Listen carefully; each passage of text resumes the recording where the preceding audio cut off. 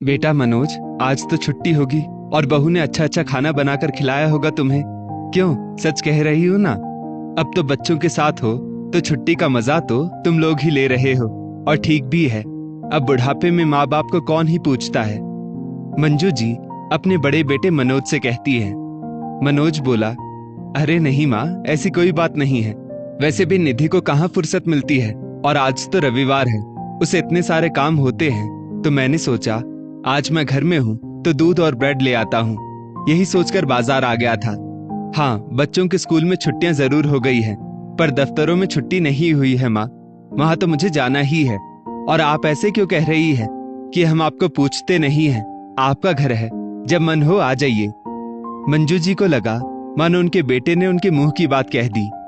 हाँ बेटा, मैं और तेरे पापा भी यही सोच रहे थे। वो क्या है ना, यही सोचकर तुम्हारी बहन बबली से बात कर रही थी तो उसने कहा, माँ चलो मनोज भैया के घर चलते हैं, सब इकट्ठे रहेंगे तो बड़ा मजा आएगा। मनोज बोला, हाँ हाँ क्यों नहीं, इसमें पूछने वाली क्या बात है। मंजू जी बोली, अब पूछना तो पड़ेगा ना बेटा, तुम अकेले तो हो नहीं, आखिर तुम्हारी बीवी तुम्हारे साथ है, कहीं उसे बुरा ना लग जाए, क्योंकि बबली अकेली तो आएगी नहीं, उसके दोनों बच्चे भी हॉस्टल से आ रहे हैं तो उनको भी लेकर आएगी। मनोज बोला, ये भी कोई कहने की बात है, बबली आएगी तो साथ में बबलू और पिंकी तो आएंगे ही। मंजू जी बोली, तो ठीक है बेटा, बहू से कहना एक कमरा खाली करके रखे और थोड़ी साफ सफाई करवा ले। लो तुम्हारे पापा बात करेंगे। इतना कहकर मंजू जी ने फोन अपने पति कैलाश बाबू को थमा दिया। कैलाश बाबू बोले, बेटा मनोज, 4 दिन बाद बबली वहां से निकल जाएगी और मैं और तेरी माँ यहाँ से निकल जाएंगे।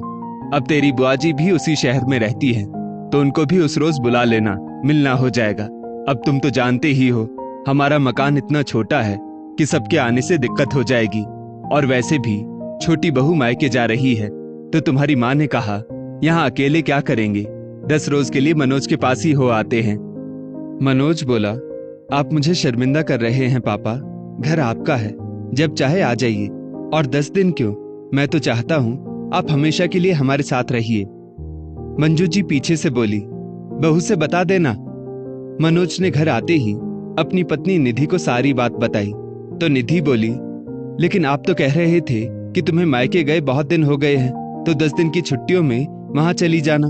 सोचिए, 2 साल हो गए हैं एक ही शहर में होते हुए भी मैं 4 दिन भी चैन से नहीं रह पाती माँ के घर, मेरा भी तो मन करता है ना।